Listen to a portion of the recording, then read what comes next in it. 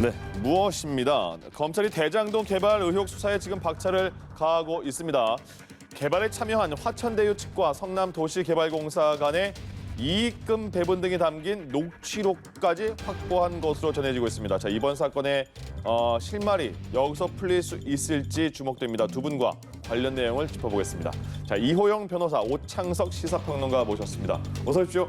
안녕하세요. 예, 검찰이 압수수색을 대대적으로 했습니다. 성남도시개발공사, 화천대유 등등 많이 했는데 그 전에 이 핵심 키맨이라고 볼 수 있는 정영학 회계사를 소환 조사한 거잖아요. 네. 여기서 막 조사하는 중에 녹취록을 제출했습니다. 많이. 네. 2년 전부터 녹취했던 걸요. 먼저 궁금한 게 그러면 정영학 회계사는 왜 2년 전부터 녹취를 했는가? 그리고 또 하나, 왜 이번 소환 조사에서 제출을 했는가? 어떻게 보십니까?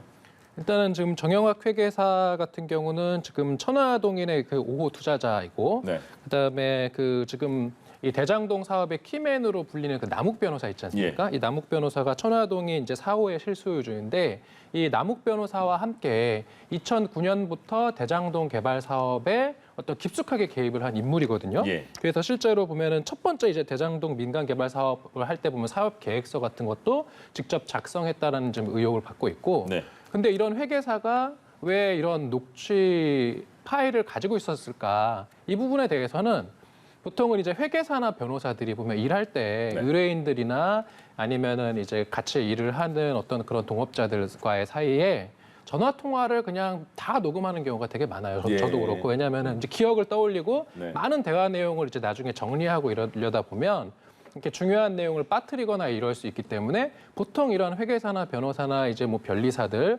이러한 직종에 일하는 사람들이 이제 업무 폰으로 사용하는 휴대폰은 대개의 경우 아이폰이 아니고 예, 예.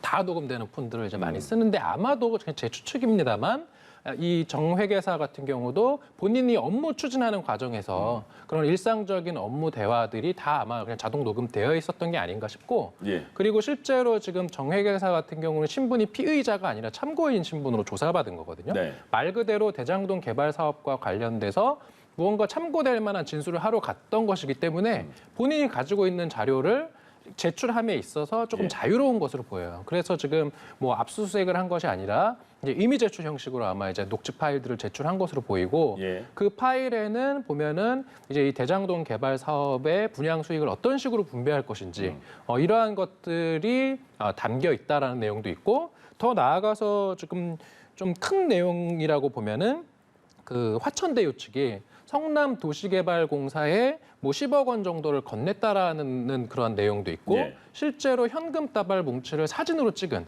어떤 그런 파일들도 다 제출이 돼서 예. 아마도 이 대장동 개발 사업과 관련된 지금 수사 초기 단계이긴 하지만 향후 수사가 진행될 수 있는 물적 증거 자료들의 어떤 토대가 될 수 있는 자료들이 지금 다수 확보된 것이 아닌가 이렇게 볼 수 있을 것 같습니다. 그러니까 이 녹취록 내용에 지금 알려지는 거에 따르면 민관 사이에 금품이 오갔고 이런 상황인 거잖아요. 그러니까 굉장히 중요한 단서가 될 수 있을 것 같은데 본인도 굉장히 많이 천화동인 5호 소유자이기 때문에 많은 의혹을 받고 있는 상황인데 자료를 제출했다는 거는 약간 어떤 의도가 있지 않을까 싶어서 여쭤보는 겁니다. 그러니까 초기 설계자가 지금 남욱 변호사와 정영학 회계사로 크게 분류가 되고 있는 것 같습니다. 네. 근데 이 과정에서 정영학 회계사가 어떤 녹취록을 제출했다는 것은 일단 첫 번째는 말씀하셨다시피 상시적으로 만약에 전화를 녹취하고 있었다면은 네. 녹취한 내용의 일부만 넘겼을 가능성이 있겠죠. 이게 네. 매우 합리적인 추측이라고 생각이 들고 이 제출한 녹취록 중에 오늘 뭐 하세요? 밥 먹었어요? 라고 한 건 안 넘겼겠죠. 나에게 불리하지 않을 만한 증거가 담긴 녹취록을 전달했을 가능성이 높습니다. 만약에 그 녹취록 중에 나한테 아주 불리한 증거라든지 예. 지금 어쨌든 배당 이익금을 최초에 설계했던 사람들 중에 불법적인 정황이 있었으면 본인에게 불리한 증거를 제일 먼저 제출할 리는 없어요. 그렇기 때문에 지금 남욱 변호사가 지금 현재 대한민국에 없는 상태 예. 소환을 요청을 할 텐데 소환에 응하지 않았을 경우에 최종 책임을 누가 더 크게 질 것인가에 대한 고민을 지금 정영학 회계사와 회계사를 담당하고 있는 변호인은 생각할 수밖에 없습니다. 예. 그런 부분에 있어서 생각을 했을 것이고 이게 이 부분이 한쪽에 이제 민간 개발 관련된 부분인 것이고요. 반대편에 이제 관이 개입했었던 도시개발공사 성남 쪽인 것인데 이 부분에 대해서 10억 가량의 뭉치를 사진을 찍어놨다라는 네. 것인데 예를 들어서 이 부분이 로비를 하기 위해서 쓰인 직접적으로 도시개발공사 직원에게 건네어졌을 수도 있고 예. 사진만 찍고 건네지 않았을 수도 있고요. 그 사진이 실제 어떤 금액인지 아직은 확인되지 않았습니다. 그렇기 때문에 이 부분에 대해서 10억 원의 출처가 어떤 것이고 어떤 사람에게 건네졌는지는 조금 더 정황적인 증거를 많이 확보해야 된다. 예를 들어서 지금 제가 제 주머니에 돈을 가지고 있는데 이 돈이 어디서 나왔는지 아무도 모르는 거예요. 그쵸. 근데 돈만 사진 찍고 휴대폰만 제출한다고 해서 이 돈이 누구한테 건네졌을 것이다. 또는 제가 어디로부터 받았을 것이다. 함부로 예단을 할 수가 없거든요. 예. 근데 지금 10억을 사진을 찍었고 관에게 전달했다라는 증언 또는 보도만 나와 있기 때문에 실제로 누구한테 전달했는지 어떤 사람이 받았는지는 함부로 예단할 수가 없다라는 생각이 듭니다. 천화동인 5호 소유자입니다. 정영학 회계사로부터 녹취록을 검찰이 확보를 했습니다. 그 다음에 압수수색이 들어갔고요. 그래서 여러 가지 자료를 확보했을 텐데 그러면 녹취록 그리고 확보한 자료들 압수수색 통해서 검찰이 가장 먼저 밝혀야 될 중요한 실마리는 뭐가 있을까요? 네, 일단은 지금 말씀하신 것 중에 녹취록이 아니라 녹취 파일인 아, 것으로 녹취 파일이요? 보이고요. 야, 네, 예. 녹취록이라고 하는 건 녹취 파일을 적은 이제 거죠. 속기를 떠서 예. 이제 문서 형식으로 적혀 있는 거고 네. 아마 녹취 파일이 맞는 것으로 알고 있습니다. 예, 예. 그래서 이 대화 내용을 일단 다 분석을 해봐야 될 거고요. 보통 녹취 파일을 듣는 데는 예를 들어서 5분짜리 만약에 그 녹취 파일이다. 그럼 그것을 정리하는 데는 훨씬 더 많은 시간이 네. 걸리니까 19개 녹취 파일들을 아마 일일이 분석하는 데 시간이 많이 걸릴 것으로 보이고 이 지금 정영학 회계사가 제출한 이 녹취 파일이라는 게 결국은 대장동 개발 사업의 그 주요 관계자들 간의 대화 내용이잖아요. 네네. 그럼 이것을 통해서 검찰은 아마도 지금 보면은 이 화천대유의 대장동 개발 사업과 관련돼서 국민들이 가장 크게 충격을 받는 부분은 아니 어떻게 자본금 5천만 원짜리 회사, 그다음에 나아가서 실제로 투자금 같은 경우는 보면은 3억 5천만 원. 네. 개인 투자 화천대유와 개인 투자자 7명이 3억 5천만 원의 지분 7% 투자를 해서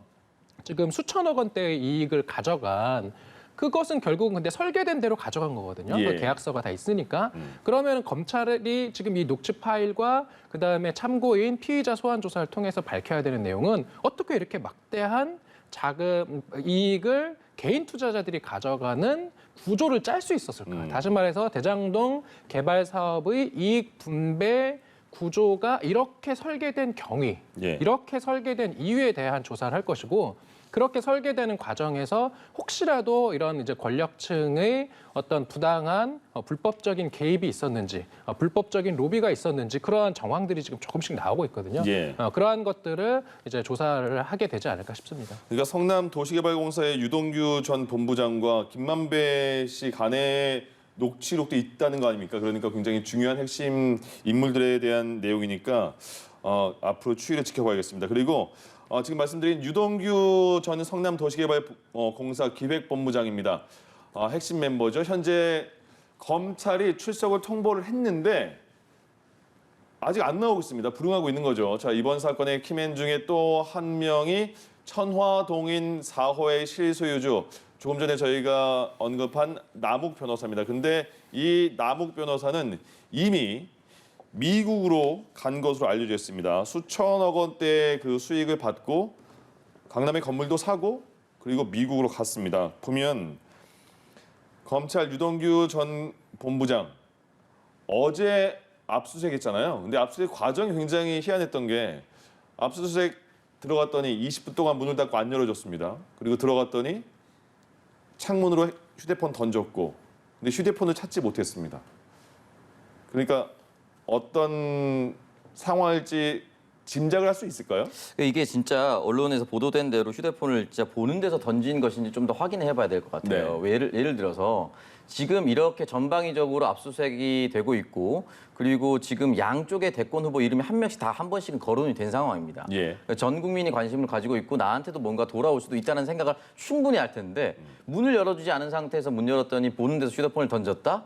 이게 더 이상하지 않아요? 안 보는 데서 던질 수 있을 것 같아요. 왜냐하면 그 검사들이 사다리까지 타고 올라가서 천장까지 뒤졌다니까 그 전에 몰래 던지지 않았을까 싶은데 잘 모르겠네요. 네, 그래서 확인할 수가 없는 부분이기 때문에 이걸 휴대폰을 던졌다라고 하기엔 조금 애매한 부분이 있는 것 같아요. 왜냐면은 본인 휴대폰이 중요하다는 걸 이미 알고 있었을 텐데 그렇겠죠. 검찰이 오고 나서야 알았다는 건 좀 말이 안 된다고 예. 생각이 들어요. 그 전부터 충분히 알고 있었고 만약에 휴대폰을 던졌다는 것이 많은 국민들에게 증거 인멸로 보이잖아요. 네. 증거 인멸 시도로 보일 텐데 그 전에도 충분히 인멸할 수 있는 시간이 있었습니다. 예. 그럼에도 불구하고 검찰이 오니까 마치 보란 듯이 던졌다라는 것이 실질적인 팩트인 것인가 이 부분은 전 따져봐야 된다고 할 것이고 예. 두 번째는 만약에 돈을 준 사람이 실제로 있고 유착이 있다라고 하면 본인 휴대폰을 아무리 없앤다 하더라도 준 사람이 증거를 가지고 있으면 끝입니다. 네. 그렇기 때문에 이 부분에 대해서는 조금 더 지켜볼 필요가 있지 않을까. 예. 지금 남욱 변호사와 유동규 전 본부장 두 사람의 얼굴이 나왔는데 네. 한쪽이 말씀드렸다시피 민간 개발과 관련된 개발 차익이 어떻게 설계되는가에 대한 키맨이 남욱 변호사고 예. 관과 관련돼서는 이제 유동규 본부장이기 때문에 이 두 사람은 사실은 소환 조사가 불가피한데 다만 남욱 변호사가 어떻게 한국으로 올 것인가. 예. 그냥 불렀을 때 그냥 순순히 올 것인가 이 부분이 남아 있습니다. 그러니까 그럼 두 가지 여쭤볼게요. 복합해서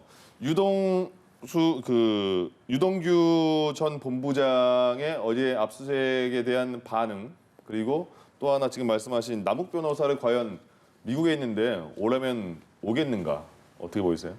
일단은 저는 우리나라 형법이 되게 큰 문제라는 거 하나 지적하고 싶어요. 네. 지금 보면은 휴대전화를 가지고 있는 건 다 확실한데 예. 들어가 보니까 없다는 거는 네. 결국 어디 던졌거나 파괴했거나 그런 거고 그건 뭐 그렇게 상식적으로 생각할 수 있는 것이고 휴대전화라는 게 이제 정보의 보고 아니겠습니까? 예.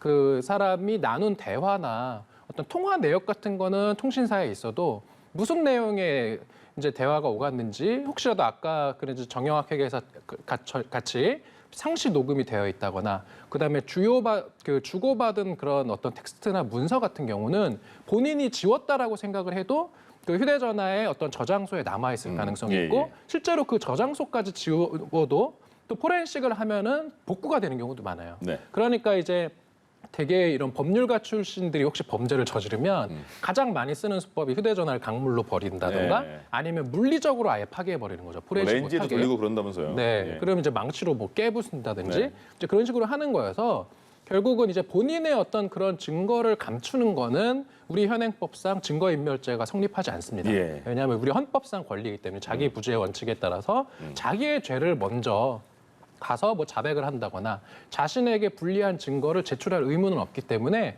본인에게 이제 불리할 증거를 뭐 은닉하거나 뭐 파기할 수도 있는데 예. 이게 과연 온당한 것인지 특히 왜냐하면 그 자료는 유동규 전 본부장 입장에서는 본인의 어떤 범죄 자료가 될 수 있지만 다른 사람과의 범죄에 대해서는 주요 증거가 되는 거예요. 다른 사람의 범죄 증거는 이건 증거인멸죄가 되거든요. 네. 나아가서 본인 증거라 하더라도 미국 같은 경우는 이제 사법방해죄 같은 그러니까 본인의 어떤 그런 형사상의 소추가 될 수 있는 범죄 자료라 하더라도 그것을 예. 은닉하거나 파기하면 처벌될 수도 있어서 사법방해죄 도입해야 된다라는 이제 국회 논의가 계속 있어왔던 것으로 보이는데요. 예. 뭐 첨언해서 이렇게 말씀드리는 거고. 그다음에 남욱 변호사 같은 경우는 지금 미국으로 가 있어서 이것은 이제 형사사법 공조에 의해서 남욱 변호사에 대한 어떤 구체적인 범죄 혐의가 어느 정도 의심이 되는 그런 상황으로 나아가면 이제 형사사법 공조에 의해서 범죄인 인도 청구를 할 수는 있습니다. 다만 바로 이렇게 범죄인 인도 청구를 하기에는 아직 수사가 조금 미진하다라고 볼 여지도 있어서 예. 수사가 좀 더 진행된 이후에 다른 피의자나 참고인들의 어떤 진술이 수집되어서 남욱 변호사에 대한 어떤 범죄 혐의의 의심이 충분히 되고 그다음에 수사의 필요성이 네. 이제 소명이 되는 그 정도가 돼야지 이제 미국에서도 범죄인 인도에 응하거든요. 예. 그래서 그런 정도의 좀 수사에 어떤 좀 더 진도가 나갈 어떤 필요성은 있다 이렇게 말씀드릴 수 알겠습니다. 있습니다. 그리고 또 하나 지금 그 논란이 되고 있는 게 이게 우연이냐 아니면 그 미리 알고 있었냐 이런 부분입니다. 윤석열 국민의힘 후보 아버지의 집을 팔려고 연희동 자택을 내놨는데 그 집을 산 사람이 굉장히 우연하게도 김만배 씨의 친누나로 나오고 있거든요. 평론가님이 양측이 모두 집을 팔았고 산 두 양측은 모두 전혀 몰랐다 이렇게 말을 하고 있습니다. 근데 국민의힘 쪽에서도 의심의 눈초리가 있고 민주당에서도 공격을 하고 있습니다. 어떻게 봐야 됩니까? 그러니까 시간이 지나면 기억이 좀 흐려질 수 있다는 부분은 저는 뭐 양쪽이 다 인정을 합니다. 네. 처음에 윤석열 캠프에서 해명했었던 부분은 부동산 지역, 해당 지역에 부동산 10여 군데 이제 의뢰를 보냈었고 그 부분에서 사람이 잘 나오지 않아서 저가 매도할 수밖에 없었다 이렇게 얘기를 했었는데 실제로 언론에서 취재해본 결과 3군데 정도의 부동산이 있었고 그중에 2군데는 의뢰한 적이 없었다. 라고 얘기를 했던 부분이 있어요. 네. 그리고 마지막에 한 군데서 계약을 한 부분인데 그 부분에서 일단 말이 하나 틀렸고 두 번째는 처음에 아버지가 이사를 가기 위해서 계단을 오르내리기 힘들었으니 예. 이사를 가기 위해서 급하게 내놓았다. 자금 마련을 했는데 마련을 위해서. 근데 아파트는 이미 구매한 상황이었고 아. 주택을 팔지 않더라도 거처를 옮길 수 있는 상황이었습니다. 예. 그렇다면 급히 돈을 마련할 필요가 있었을까에 대한 의문이 남을 수밖에 없는 것이고 네. 그렇다면 매수자는 어떤 입장이었느냐? 이 사람은 사실은 재산이 많습니다. 최근 천화동인 3호 실소유주였기 때문에 3년간 101억의 배당을 받았습니다. 그리고 2019년 4월부터 지난해 3월, 2020년 3월까지 약 1년이 채 안 되는 기간 동안 연희동에 19억, 그 당시에 그 주택, 네. 목동에 8억 5,800만 원짜리 주택, 14억 4천만 원짜리 주택, 그리고 상봉동 9층 건물을 매수했습니다. 이렇게 많은 금액에 가지고 있는 자산가가 왜 대출을 껴서 19억짜리 주택을 가졌을까? 예. 그만큼 필요했던 것인가? 그럼 예를 들어서 그렇게 생각할 수도 있어요. 그러니까 전략가고 자산가라면 이걸 매수해서 만약에 재개발이라든지 또는 가격이 오를 수 있는 것을 예상할 수 있다면 급하게 매수할 수 있다고 보는데 네. 그렇게 편차가 컸느냐? 또 그렇진 않아 보이고 재투자 가치가 있느냐? 그렇지 않다라고 얘기하는 것 많은 부동산 전문가들이 얘기하고 있는 것이거든요. 예. 그리고 이제 돈이 이렇게도 많은데 대출을 할 수밖에 없었다는 이유는 다른 사람들은 이렇게 또 보기도 합니다. 그만큼 급하게 구매하려고 했었다. 그러니까 보통은 자신이 가지고 있는 돈 이내에서 계획적인 지출을 하잖아요. 모든 일반 국민들 다 마찬가지일 겁니다. 돈이 많은 사람들도 계획적인 지출을 할 텐데 100억대의 자산가가 왜 19억을 대출을 받았을까? 그만큼 급했던 것인가 아닌가라는 의문이 남아있고 네. 여기에 대해서 이 의문 가지고 무조건 나쁘다라고 단정할 수는 없지만 이 부분에 대해서는 추가적으로 해명할 필요가 있거나 추가적으로 조사할 필요가 있고 마지막으로 김만배 씨의 누나는 살겠다라고 얘기를 했었지만 말이 네. 또 하나 바뀌었습니다. 모 매체와의 전화 인터뷰를 통해서 구매하자마자 월세를 놓았다고 했어요. 예. 살지 않았습니다. 살지 않을 것을 왜 갑자기 급하게 대출을 끼워서 구매했는가? 알겠습니다.